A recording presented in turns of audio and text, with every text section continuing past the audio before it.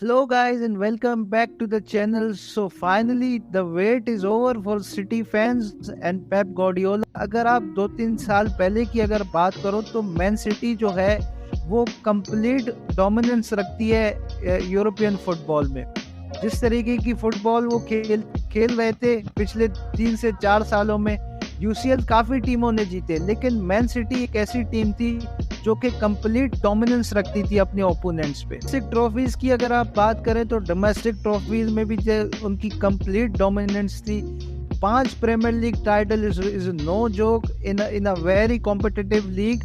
और जिस तरीके की brand of football Man City खेल रही है पिछले 3 से 4 सालों में, the only title that was missing that was the champions league. तो मैच की अगर बात करूं तो सबसे पहले जो स्टार्टिंग लाइनअप आई मैन सिटी की, और उसमें जब काइल वॉकर नहीं थे ऐसा शौक हुआ, क्योंकि अगर आप काइल वॉकर को देखो तो एक अटैकिंग फुल बैक भी है, और अगर आप देखो इंटर की टीम को तो वो जो है काफ़ी जो है डीप डिफेंडिंग कर। और अगर आई थिंक स्टार्ट की अगर मैं बात करूं तो स्टार्ट में इंटर जो थी वो काफ़ी उनका स्ट्रॉन्ग स्टार्ट था, काफ़ी कॉन्फिडेंट स्टार्ट था। और सेम एज अगर मैं मैन सिटी की बात करूं तो वो जो थे उनका स्टार्ट जो था वो बिट शेकी था, प्लेयर्स जो थे मिसिंग कर रहे थे। एडरसन की एग्जांपल आपके सामने Kevin day ब्रुयने। I think overall पूरी मैन सिटी की जो टीम थी वो मिक्सिंग कर रही थी।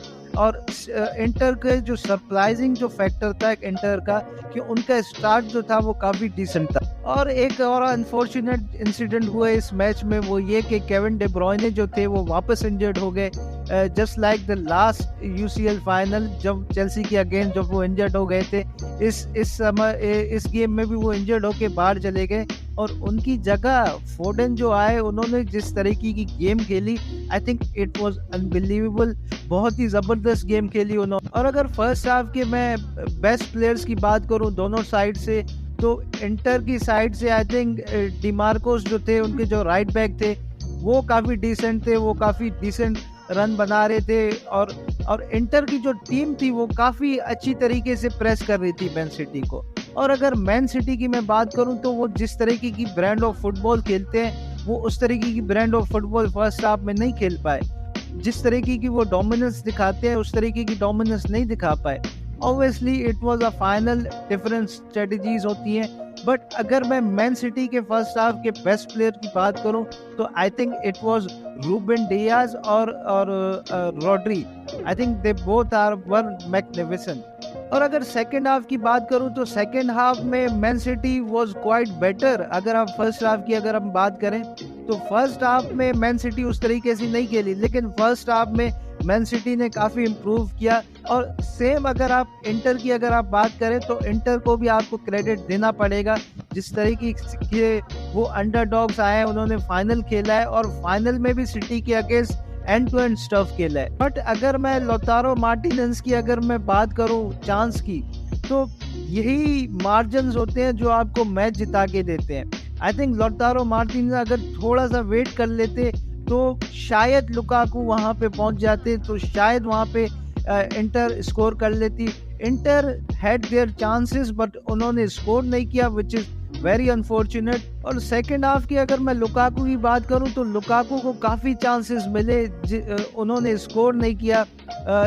आई थिंक जो लास्ट मिनट में जो उनको हेडर मिला था वो तो बिल्कुल एक, अगर आप एक प्रोफेशनल फुटबॉलर हो तो आपको वो चांस लेना चाहिए। सेम एज अगर मैं मैन सिटी की बात करूं तो आई थिंक गेम जो था वो काफ़ी बैलेंस था, बिकॉज फाइनल का एक अलग सा प्रेशर होता है। और बट आपको रॉड्री को क्रेडिट देना पड़ेगा, क्योंकि इंटर यहाँ पे कुछ भी नहीं कर सकती थी। इट वॉज ग्लेरियस फ्रॉम रॉड्री, जिस तरीके से उन्होंने गोल स्कोर किया है। आई थिंक रॉड्री एक ऐसे प्लेयर है जो कि काफ़ी अंडररेटेड हैं। उनकी अगर आप पासिंग देखें, उनकी आप डिफेंसिव एबिलिटीज देखें, उनके आप लॉन्ग रेंजेस देखें, तो he is one of the most complete and underrated player I've ever seen. At the end, congratulations to Man City fans and also Barcelona fans. I know they are also celebrating.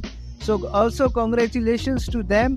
I think City completely deserve करती थी ये UCL title, और जितने भी title इस season वो जीते हैं। और इंटर की अगर मैं बात करूं तो एक UCL का फाइनल खेलना is itself an achievement. I think they played really well. I feel sorry for their fans, क्योंकि जिस तरीके से उन्होंने मैन सिटी के अगेंस्ट जिस तरीके से उन्होंने फाइनल खेला, इट इज ट्रूली रिमार्केबल। एक चीज जो मैं यूसीएल फाइनल से कंक्लूड करूँ ना, तो वो ये कि कार्लो एंजेलोटी को मैन सिटी के अगेंस्ट हाफ टाइम में ही सैक होना चाहिए था। अगर आप इंटर की टीम देखो तो देयर इज नो जस्टिफिकेशन कि आप मुझे बताओ कि इंटर की टीम रियल मैड्रिड से बेटर खेली। There is absolute no brainer. अगर आप इंटर की टीम देखो, आप रियल मैड्रिड की टीम देखो, जमीन आसमान का फर्क है। The difference is tactics, the difference is managers.